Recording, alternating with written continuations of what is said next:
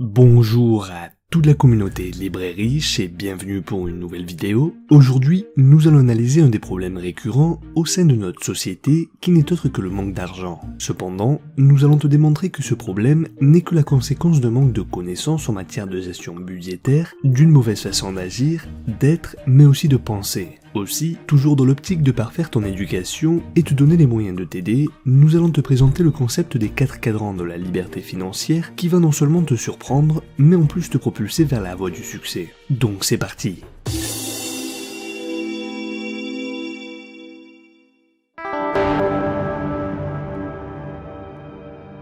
Pour commencer, imagine un arbre fruitier dont la récolte représente celle de tes gains et résultats dans ta vie. Il se peut que la cueillette soit modeste, les fruits trop petits, peu sucrés ou encore peu nombreux. Mais plutôt que de remettre la faute sur l'arbre et son mauvais rendement, ne vaudrait-il pas mieux reconnaître que cet état de fait est le résultat de mauvais entretien et mauvaises pratiques qui t'incombaient? Et c'est plutôt que de te focaliser sur les mauvais résultats, tu te focaliser sur tes agissements, tes manquements, tes actions. Effectivement, si tu souhaites améliorer ta récolte, ton rendement, dans quelque secteur que ce soit, il sera bien évidemment nécessaire de te remettre en question et d'appliquer des techniques adaptées. De la même manière que tu examinerais les fruits issus de ta culture, tu dois en faire autant, mais cette fois-ci vis-à-vis de toi-même. Il est primordial de toujours examiner les racines afin d'apporter un changement concret. En effet, ce sont elles qui enracinent l'arbre dans le sol et qui déterminent l'espérance de vie et de la récolte, tout comme les tiennes t'enracinent dans ta vie au travers de tes acquis qui vont te permettre de garder les pieds sur terre et de réussir ton avenir. Aussi, les racines de la vie pourraient s'expliquer grâce aux 4 cadrans de la liberté financière.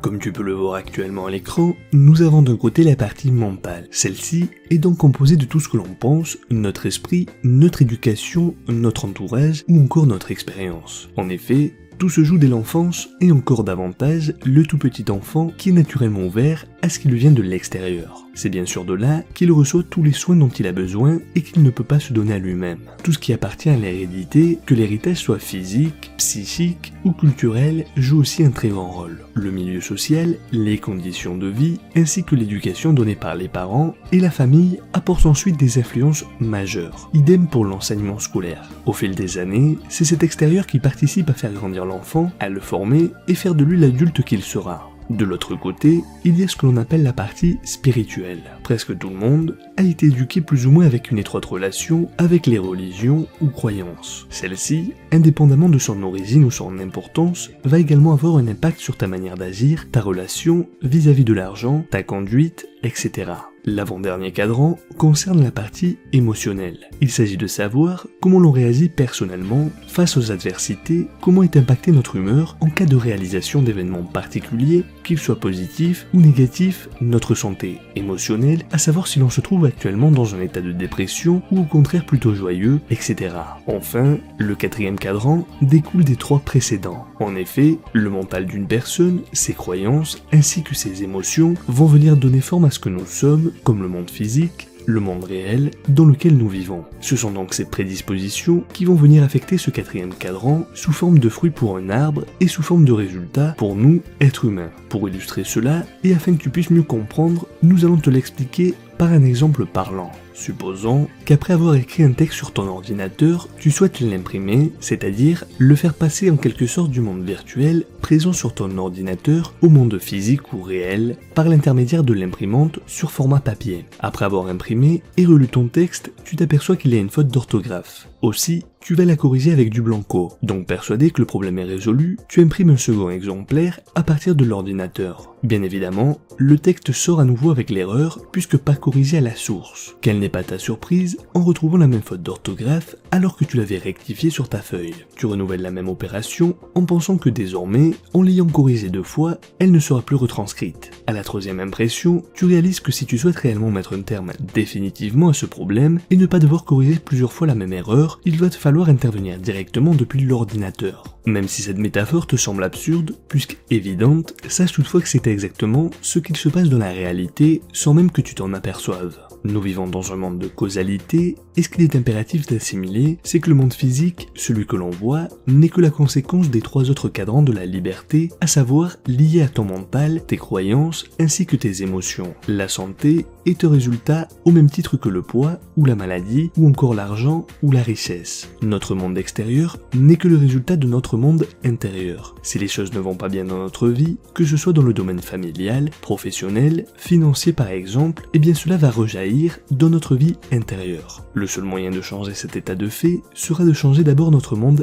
intérieur. Peu importe le nombre de fois que tu corriges l'erreur dans le monde réel, si au préalable elle n'a pas été corrigée dans ton monde intérieur. Tu pourras au mieux la camoufler, au pire en souffrir. Cependant, à vouloir montrer une situation différente de la réalité, tu te mens à toi-même et risques de te causer plus de tort que de bien, en plus de t'empêcher d'ouvrir les yeux et prendre les mesures adéquates. À mieux comprendre qui nous sommes et qui sont vraiment les personnes qui nous entourent, à nous appuyer sur nos forces, à nous affranchir de nos faiblesses, cela nous permet d'avancer dans la vie. Car sans vie intérieure, régulièrement explorée, pas de vie extérieure équilibrée. Il ne s'agit pas de fuir le monde pour se réfugier en nous-mêmes, il ne s'agit pas de passer tout son temps à ressasser et se perdre soi-même. Il s'agit de vivre plus intelligemment. Le poète et philosophe allemand Novalis écrivait « L'esprit réside là où le monde intérieur et le monde extérieur entrent en contact. L'évolution de chaque être humain durant son parcours de vie est notamment le fruit d'un jeu entre l'extérieur et l'intérieur. » Prenons pour exemple Pierre. Il y a 2 ans de cela, Pierre a connu une succession d'épreuves douloureuses en perdant sa mère, puis quelques mois plus tard, son emploi. Trop affecté par la première épreuve, il avait du mal à rebondir et donc trouver un nouveau travail.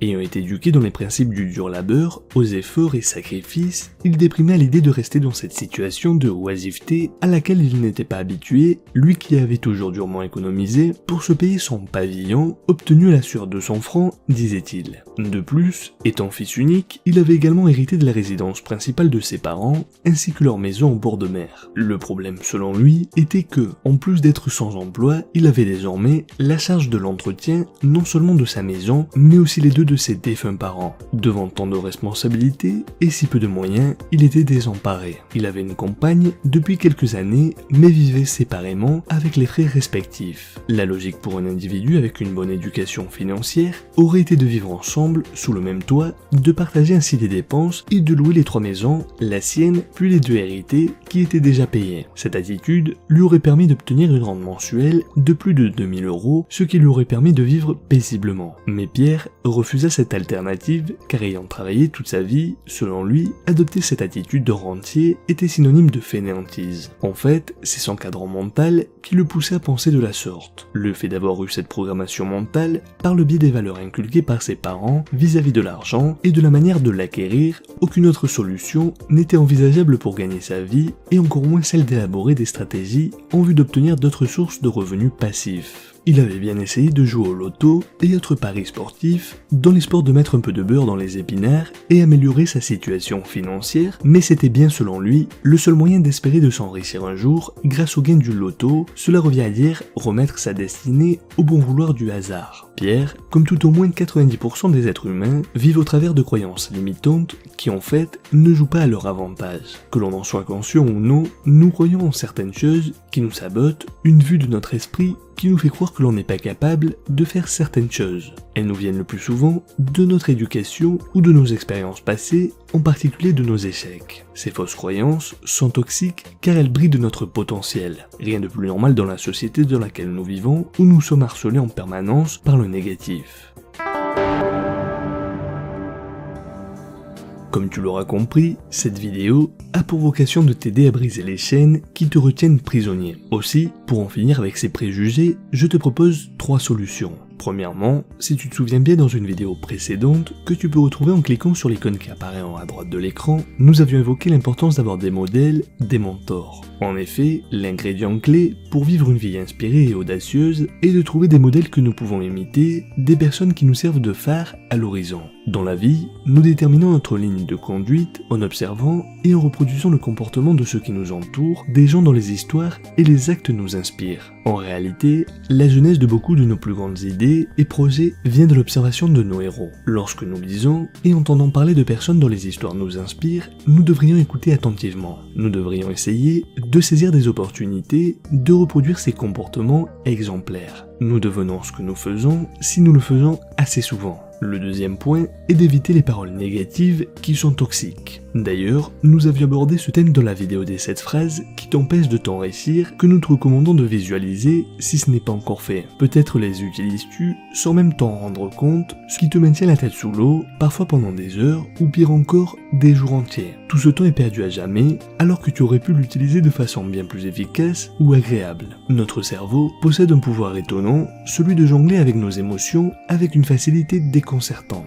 Et quand la situation que l'on vit nous déplaît, les idées négatives se mettent à fuser dans tous les sens à l'intérieur de notre tête et la cause peut venir d'un reproche que l'on nous fait, un projet qui échoue, une mauvaise performance, le fait de se critiquer, le stress, les soucis du quotidien, etc. La liste des éléments déclencheurs est longue. Cela fait partie de la vie, certes, mais pour toutes sortes de raisons, la plupart d'entre nous le gèrent de façon maladroite et le gardent en soi de façon inconsciente. Du coup, on entretient un état d'esprit qui ne fait que nous ranger encore plus. Entretenir un discours intérieur négatif, c'est comme se taper la tête contre un mur alors que l'on souffre déjà d'une migraine de cheval. Le vrai problème, c'est le temps perdu à ressasser dans sa tête, encore et encore ces mauvaises pensées, à tourner les choses dans tous les sens, à se faire du mauvais sang, à réécrire le passé dans son imaginaire. Pourtant, rien de tout cela ne fera disparaître les pensées négatives, et d'ailleurs, une vidéo sur ce thème sera diffusée prochainement. Enfin, la troisième solution est d'établir des objectifs. Tu dois absolument te projeter dans le futur, t'imaginer dans quelques années en te posant les questions suivantes. Qu'est-ce que je veux faire dans la vie? Quels sont mes objectifs? Et ce, pour donner du sens à ta vie et savoir pourquoi tu te lèves le matin. Pour t'assurer que c'est toi qui choisis ta vie et non ton entourage ou un concours de circonstances dû à notre société actuelle pour rester constamment motivé, pour te prouver à toi-même qu'il est possible d'obtenir ce que l'on veut dans la vie, pour gagner du temps et de l'efficacité, pour réduire le stress quotidien, pour avoir un sentiment d'accomplissement et de fierté. Si réaliser ces objectifs donne certainement du sens à notre vie, ils fournissent également de la motivation au quotidien pour passer à travers les étapes les plus difficiles. Après avoir passé en revue ces 3 solutions, nous allons utiliser le cadran présenté précédemment pour les lister à l'intérieur de chacun d'eux. Pour le cadran qui représente le monde mental, tu noteras l'éducation que tu as reçue, tant familiale que scolaire, le type d'amis avec lequel tu maintiens des relations, car généralement cela est révélateur, nous avons tendance à nous entourer de personnes qui nous ressemblent. Tu y inscriras également quels sont tes modèles de référence, tes héros qui t'inspirent et te motivent. Sur le plan spirituel, tu pourrais lister tes influences religieuses et le rapport à l'argent. Il ne s'agit pas d'une critique vis-à-vis d'une religion quelconque, simplement de voir si tes croyances spirituelles peuvent avoir un impact sur tes finances. Enfin, sur le plan émotionnel, il te faudrait analyser ton humeur actuelle, ton état émotionnel. Es-tu heureux, triste, énervé, etc. Est-ce qu'atteindre tes objectifs te rendrait plus heureux? Si oui, que fais-tu pour les atteindre? Mais surtout, est-ce que tes émotions actuelles te permettent d'y arriver ou au contraire t'en éloignent? Tous les choix que nous faisons sont liés à l'argent. Quand nous parlons de réaliser nos rêves, de créer une entreprise, de travailler moins, de mener une vie plus calme, de vivre en couple, de divorcer, etc., il s'agit souvent de questions d'argent. L'argent est donc bien plus qu'un simple moyen de paiement. C'est une émotion qui détermine en grande partie comment on le gère et quelle est notre vision de la vie. C'est ainsi que l'argent devient un problème dans la relation aux autres ou avec soi-même. Ce quatrième et dernier cadran est celui de ton monde extérieur ou physique, qui est le résultat des 3 cadrans précédents qui reflètent en quelque sorte ton monde intérieur. C'est le fait que le monde extérieur est le reflet de ton monde intérieur. C'est un miroir. Et c'est pourquoi il y a autant de vérités différentes, car nous vivons chacun dans notre vérité. Tu n'es pas sans savoir que ce sont tes croyances qui créent ta réalité. C'est pourquoi certains n'ont que des problèmes, pendant que d'autres vivent la magie au quotidien. C'est pourquoi tu devrais déceler la raison pour laquelle tu n'as toujours pas atteint tes rêves. En ayant réalisé ce petit exercice, tu seras en mesure d'éliminer de ta vie tout ce qui ne t'apporte que du négatif, que ce soit les pensées négatives et limitantes, les personnes toxiques, mais aussi sur un point de vue pécuniaire, les objets considérés comme passifs financiers, car des alternatives existent, tout comme les chaînes libres et riches, pour t'aider à te libérer de tes entraves que tu t'es imposées tout seul. J'espère que cette vidéo t'a plu, n'hésite pas à nous donner ton avis dans les commentaires et nous témoigner si ce sujet t'a intéressé. Si tu souhaites en savoir davantage, n'hésite pas à nous le demander, comme tu le sais, nous lisons tous les commentaires et nous ferons un plaisir d'y répondre. N'hésite pas à donner un like et partager cette vidéo et t'abonner à la chaîne si ce n'est pas encore fait, et très important, active la cloche pour être le premier informé lorsqu'une nouvelle vidéo est publiée. Je te dis très vite pour une prochaine vidéo, comme tu le sais, on reste en contact sur Facebook et Instagram, et rappelle-toi que la différence entre ce que que tu es ce que tu veux être, réside dans ce que tu fais, deviens libre et riche.